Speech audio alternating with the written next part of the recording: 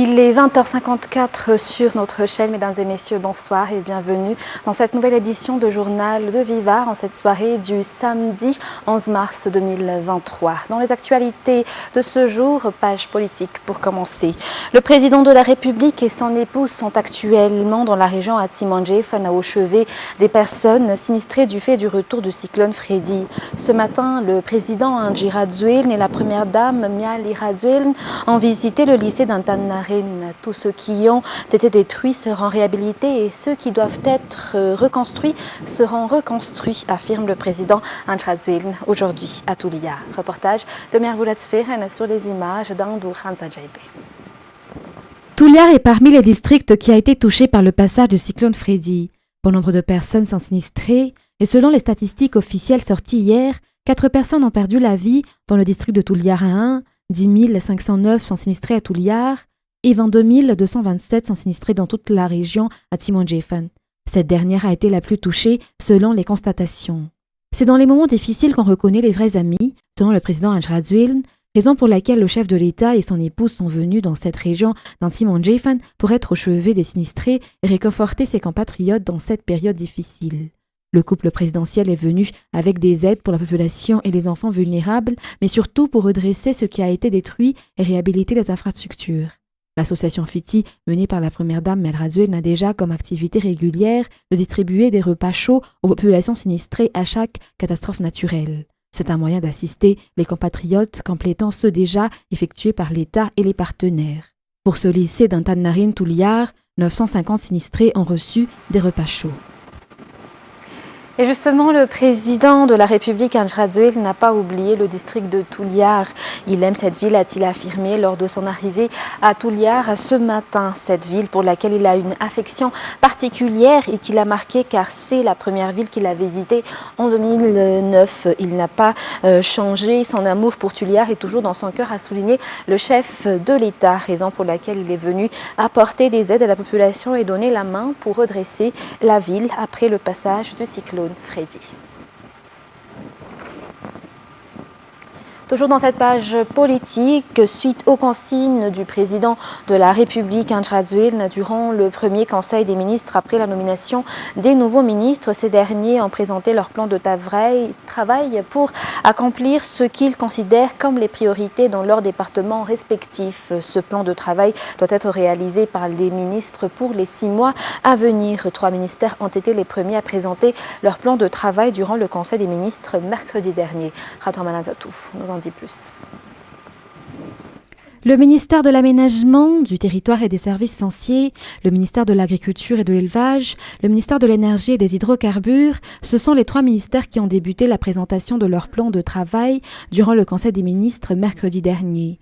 Pour le ministère de l'Aménagement, du Territoire et des Services Fonciers, les priorités sont la distribution des cartes foncières pour les paysans agriculteurs afin de préserver leurs terres des éventuels litiges. Ainsi, 1 205 000 cartes foncières devront être distribuées jusqu'à la fin du mois de septembre 2023, selon les prévisions dans toute la grande île. Pour le ministère de l'Agriculture et de l'Élevage, l'aménagement des terrains agricoles et l'appui des paysans sont parmi les priorités afin d'atteindre l'autosuffisance alimentaire. En 6 mois, il est prévu que 109 757 hectares de surface devront être aménagés. 60 989 familles de paysans devront bénéficier de semences, 208 900 d'engrais. Par ailleurs, 52 associations d'agriculteurs, 29 928 producteurs devront bénéficier de divers matériels agricoles. 2 540 jeunes agriculteurs devront bénéficier du programme Titre Vert selon les prévisions et dans la partie sud en particulier. 10 banques alimentaires devront être construites dans les 6 mois à venir. 121 000 familles devront bénéficier de semences, de sargot et de mil. Le ministère de l'Énergie et des Hydrocarbures projette de construire de parcs solaires afin de réduire les coupures d'électricité. Le projet Branchement Mour, qui est d'approvisionner d'électricité les foyers vulnérables, mais aussi la distribution de kits solaires, figure aussi parmi les priorités. Dans les 6 prochains mois, 37 parcs solaires devraient être construits. Tous les matériaux nécessaires sont déjà construits à l'extérieur et seuls les assemblages seront effectués dans le pays. 250 000 foyers devront bénéficier de branchements Moore et une partie sera prise en charge par la JIRAMA et une autre partie par les partenaires privés à travers l'IPC ou Engineering Procurement and Construction. 1 million de foyers répartis sur 11 districts devront bénéficier de kits solaires. Dans les actualités sociales, à présent, le plan national de l'eau a été présenté hier à Antananarivo. L'objectif de ce plan est de renforcer les stratégies dans l'adduction d'eau ainsi que le renforcement des comités d'exécution et de construction des infrastructures. Ce plan national de l'eau devrait être réalisé à l'horizon 2025. Le point avec Miaroula Sferan. Antananarivo est la seule ville qui a un laboratoire de contrôle de la qualité de l'eau. Parmi les objectifs contenus dans le plan national de l'eau potable figure la mise en place de laboratoires similaires dans toute la grande île. En outre, en parallèle, il faut renforcer les comités d'exécution et de construction des infrastructures des eaux.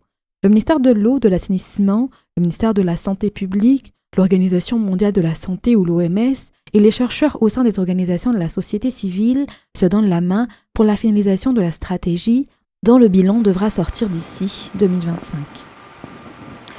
Revenons un peu sur la célébration de la Journée internationale des droits de la femme, des discussions et des échanges autour des droits de la femme, d'éducation des enfants et la façon de recevoir des invités. C'est à travers ces sujets que les femmes issues du parti politique Arima ont célébré le jour du 8 mars cette année. Plus de 250 femmes ont bénéficié de cette formation à Faravouach. Reportage. Les femmes Arima ont aussi célébré le jour du 8 mars, la journée internationale des droits de la femme. Plus de 250 femmes sont venues à Faravouach durant cette journée pour participer aux échanges et formations concernant les droits de la femme, l'éducation des enfants, mais aussi la façon de recevoir des invités. La secrétaire nationale du parti, Annie Kratir, a rappelé qu'elles ont lutté pour le respect des droits des femmes depuis longtemps.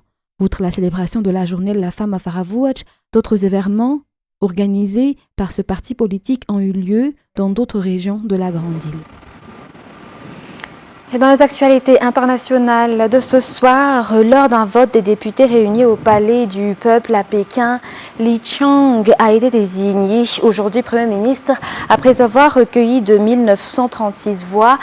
3 contre 8 abstinences à 63 ans. Cet ancien responsable du Parti communiste à Shanghai succède à Li Qiang en poste depuis 2013. France 24.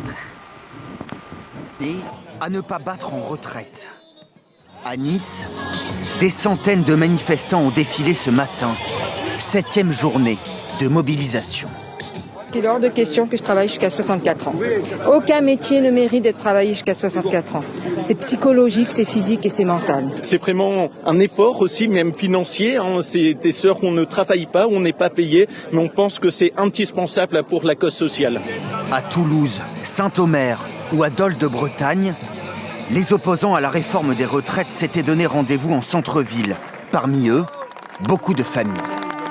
J'ose pas prendre de journées de grève parce que là on est pas mal chargé en travail, mais du coup des grèves comme ça qui se tiennent sur des journées de week-end, c'est plus simple. En plus on habite à Dole de Bretagne, donc c'était très simple pour nous de venir.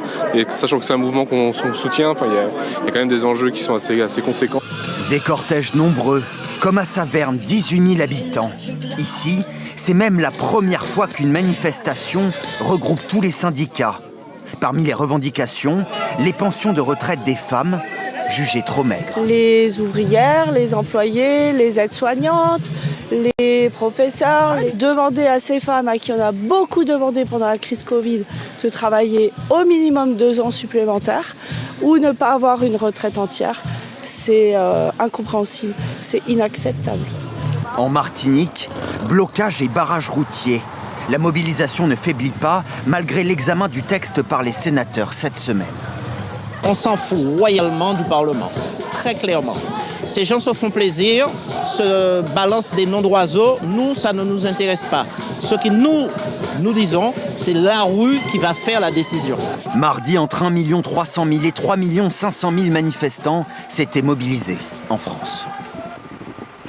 Nous nous excusons de ce problème technique. C'était ce que vous avez pu joindre tout à l'heure, c'était les responsables syndicaux qui ont appelé à la manifestation pour la réforme des retraites lors d'une 7e journée de mobilisation en net recul partout en France à l'orée d'une semaine décisive où le gouvernement espère voir la réforme définitivement adoptée après un parcours parlementaire chaotique. À présent, nous allons suivre justement la nomination du Premier ministre qui a été élu sur une 2936 voix en Chine. Reportage. Li Qiang, 63 ans, est l'ancien secrétaire du Parti communiste pour la ville de Shanghai. C'est un proche et allié du président Xi Jinping. C'était son directeur de cabinet, par exemple, dans les années 2000, dans la province de Zhejiang.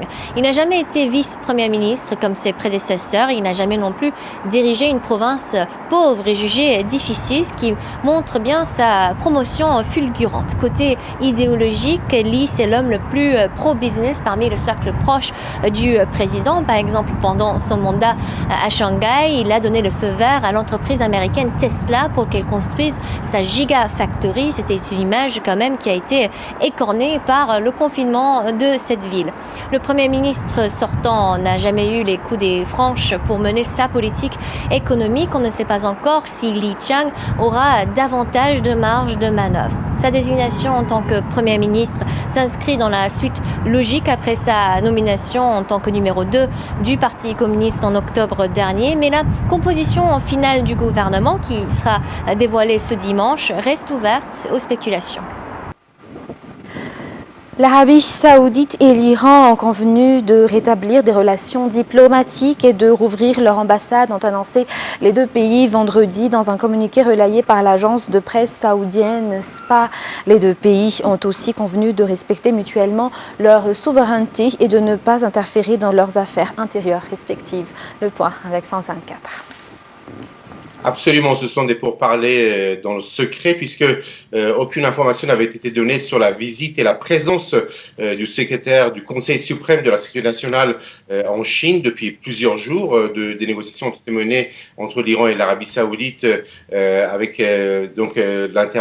l'intermédiaire de la Chine pour la reprise des relations. Il y a plusieurs éléments très importants puisque cela montre que le rôle de la Chine dans la région du Golfe Persique. Le président chinois s'est rendu en décembre dernier en Arabie Saoudite et puis a reçu en février le président iranien pour renforcer les relations bilatérales entre la Chine et l'Arabie Saoudite d'un côté et la Chine et l'Iran de l'autre côté. Et c'est lors de la visite du président iranien en Chine que le président chinois a proposé de jouer les intermédiaires entre l'Iran et l'Arabie Saoudite pour une reprise des relations entre les deux pays. Cela montre le rôle de plus en plus croissant de la Chine dans cette région, notamment en Arabie Saoudite, qui était donc une zone d'influence des États-Unis, qui n'ont ici joué aucun rôle pour la reprise des relations entre ces deux principales rivales, l'Iran chiite et l'Arabie Saoudite sunnite dans la région. Sur ce, mesdames et messieurs, c'est la fin de ce journal. Nous vous remercions de votre fidélité. Très bonne suite de programmes sur Viva. Au revoir.